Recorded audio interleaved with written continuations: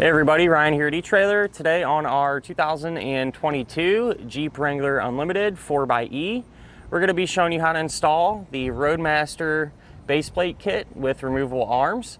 But before we do that, why don't we check it out and make sure this is going to be the right setup for you. Before we jump right in and start talking about the base plate, I figured it'd be useful just to kind of touch base and refresh yourselves on the main parts that we're going to need to flat tow our Jeep down the road in the first place. There's going to be a total of 5 main parts. The first one's going to be the base plate, and that's going to provide us with a solid and reliable attachment point. That way we can hook our tow bar up to it. Tow bar is going to be the second component, and this is going to be the physical link that actually connects the front of your vehicle to the back of the motorhome. Third main component will be safety cables, and these are just there in the event of an unlikely disconnect. We're going to keep everything paired together.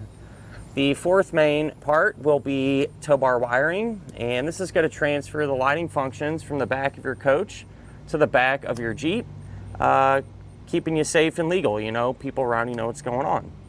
And last but not least, the fifth main component will be a supplemental braking system.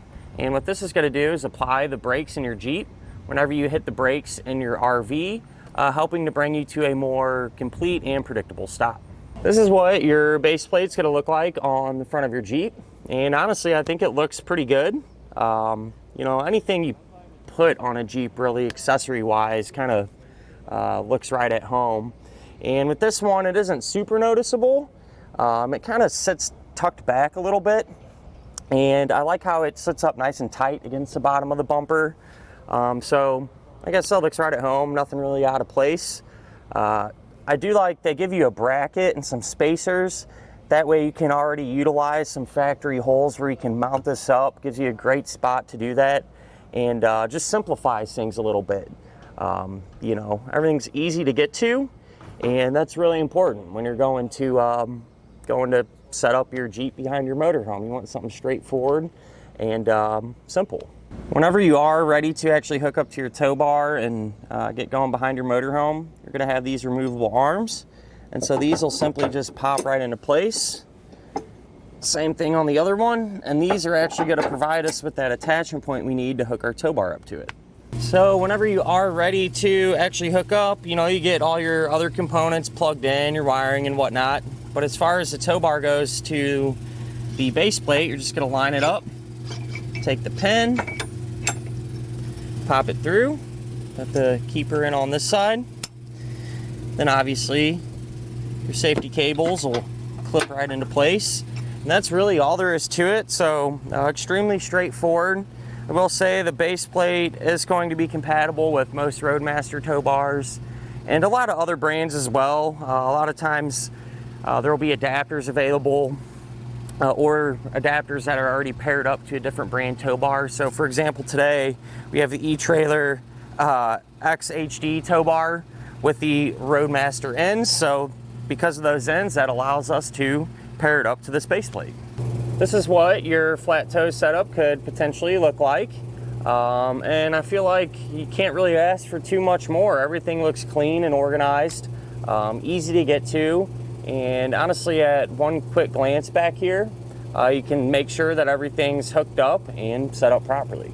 Other than all that though, a base plate you really can't go wrong with. You know, Roadmaster makes good stuff compared to some of the other base plates.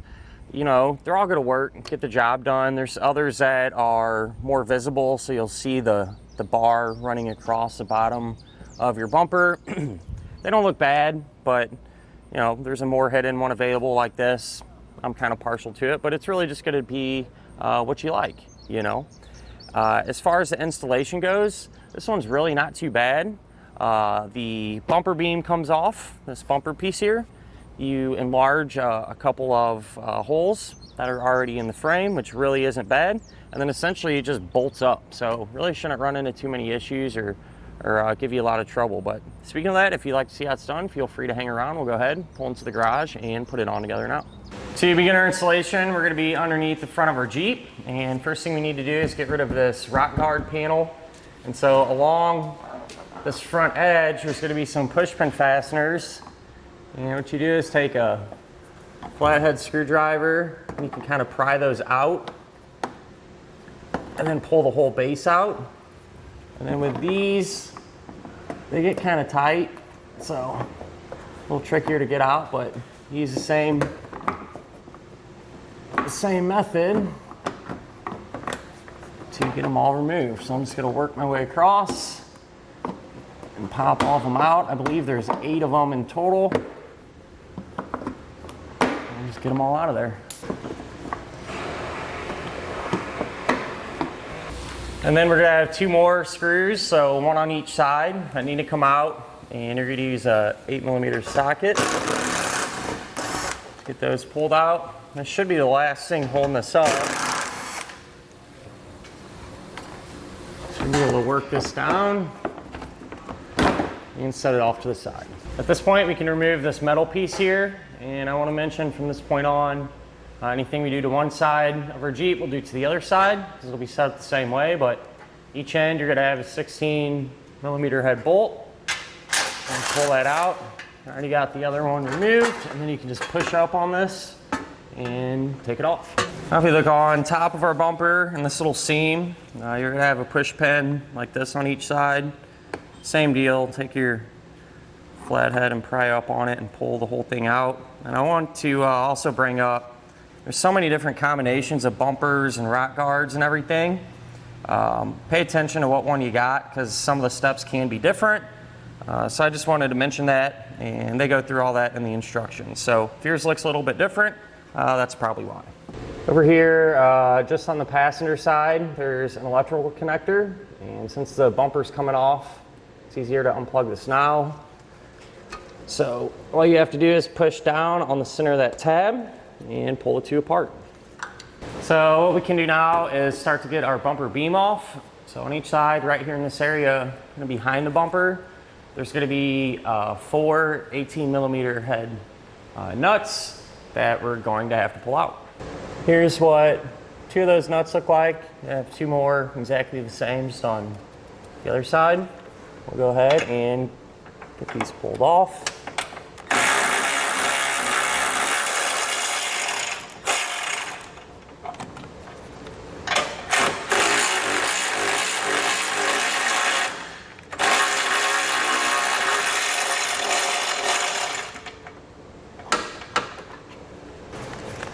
Here's the other 2. Same deal. And then if the other side, if you haven't taken the other side off already, you always can just take one of the nuts and put it back on hand tight. That way bumper don't come falling off or try to fall off on you. So it's kind of a pointer there. Once we get this last one off though, we should be able to do the other side and then hopefully slide the bumper off.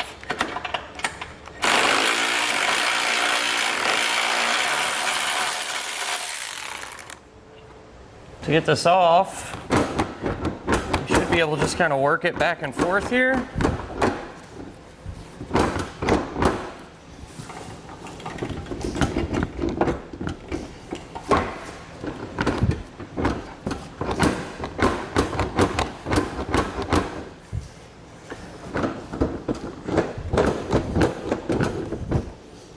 What I'm trying to do is kind of pull this off evenly, because it does kind of get hung up if you start getting it off crooked here.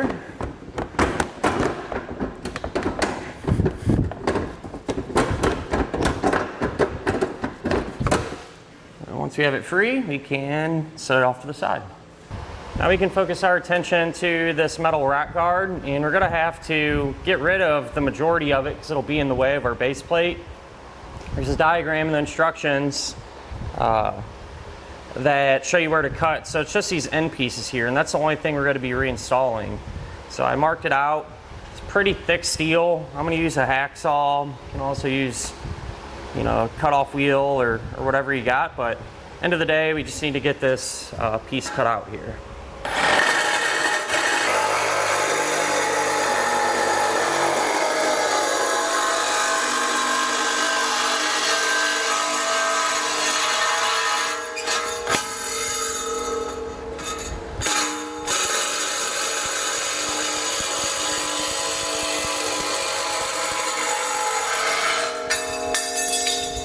Once we have both these pieces cut, we can put them back on. So they give you a new bolt, and this is the one you want to use. And I'm going to try to line this up pretty much exactly how it was from the factory. Sometimes you can see little indentions or impressions where this was sitting. So I'm going to do my best to line it up with that. And take our bolt and tighten it down. Now what we want to do, if you look right here, we're going to have these brackets. I have one on each side of the frame. We need to remove these. So we'll take this bolt out. This is a 16 millimeter. We'll hold on to the bolt, get rid of this. I'll do the same thing to get this one over here off as well. At this point we can enlarge one of our holes here. So there's a smaller one up top, and that goes all the way through. So there's a hole identical to that just on this side of the frame. And we want to enlarge it to the size listed in the instructions. So I like to drill through this one first, and then obviously run this through and punch out through the other side of the frame. Try to keep the bit straight, and on course. So grab our bit and get that done.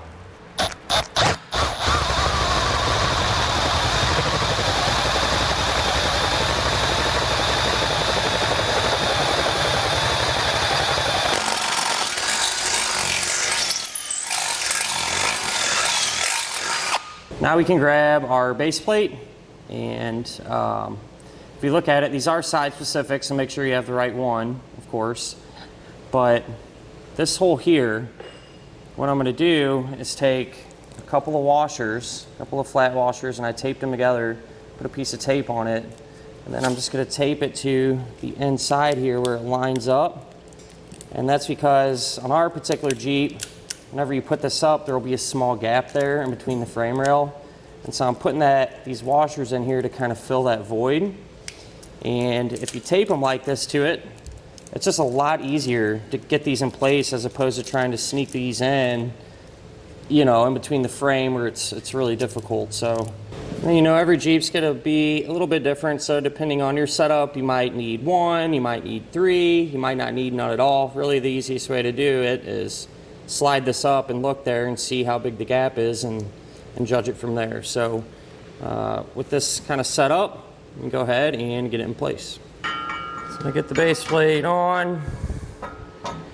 Just want to kind of angle it up, and then once we get everything lined up, I'm going to take a long bolt and flat washer from the outside in, push that in place.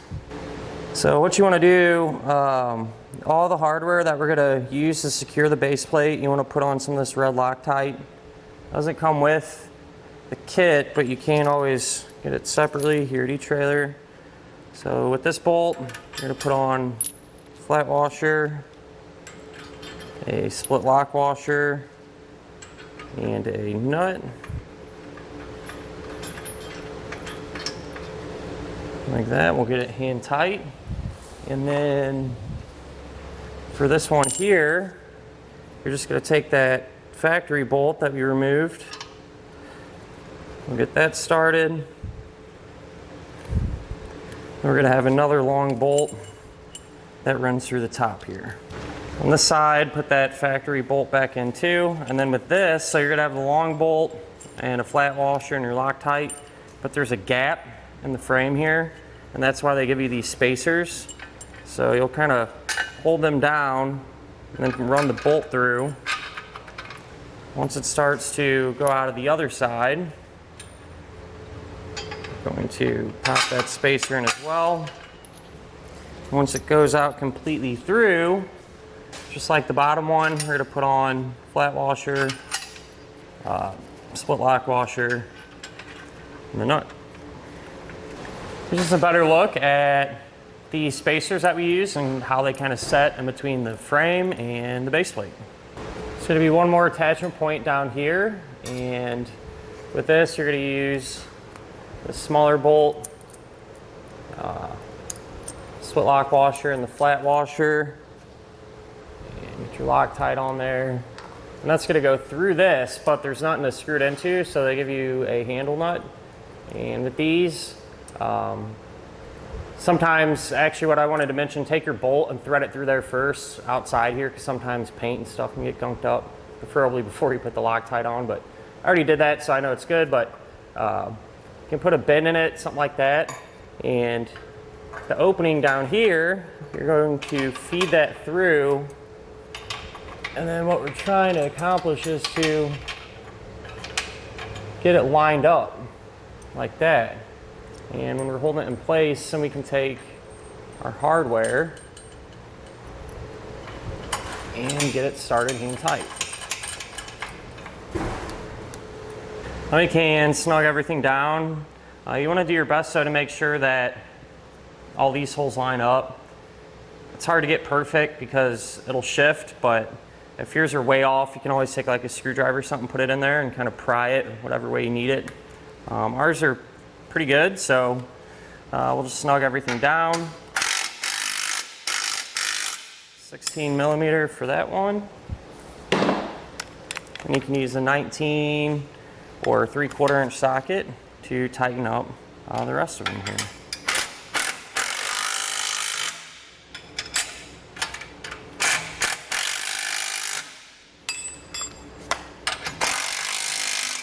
You do need to make sure and come back with a torque wrench and tighten down all the hardware to the amount specified in the instructions. If you don't have a torque wrench, you can always grab one right here, or you can always go to your local auto parts store, and usually they have one there available that you can rent.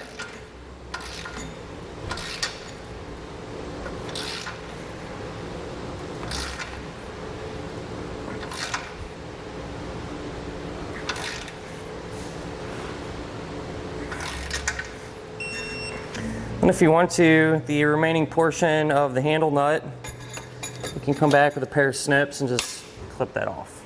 So now would be a great time to tackle some of your other flat toe components.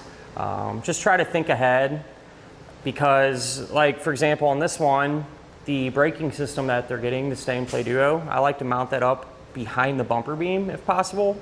And so it's obviously a lot easier to do that and kind of get it ready on the workbench as opposed to on the car. So just think things through. If you can, you know, a little bit of extra space here, if you can get some of your wires going and things like that, that would help save you some time.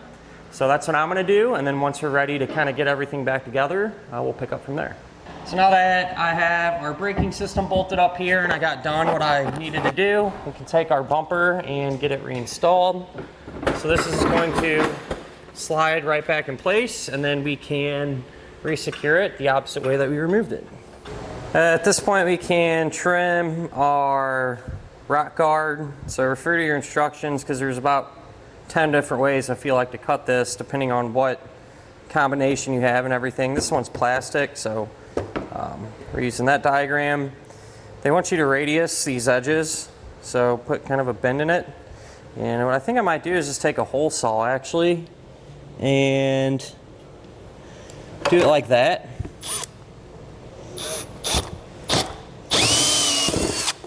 And that'll kind of give me a good clean bend to work off of. So I'm going to do that on these corners first.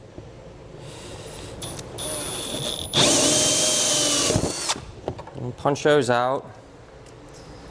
And then I'll come back with a Dremel tool and cut the remainder of it out. This is somewhat thin, so you can use a jigsaw or whatever you got around the house, but this is what I got, so this is what we're working with here.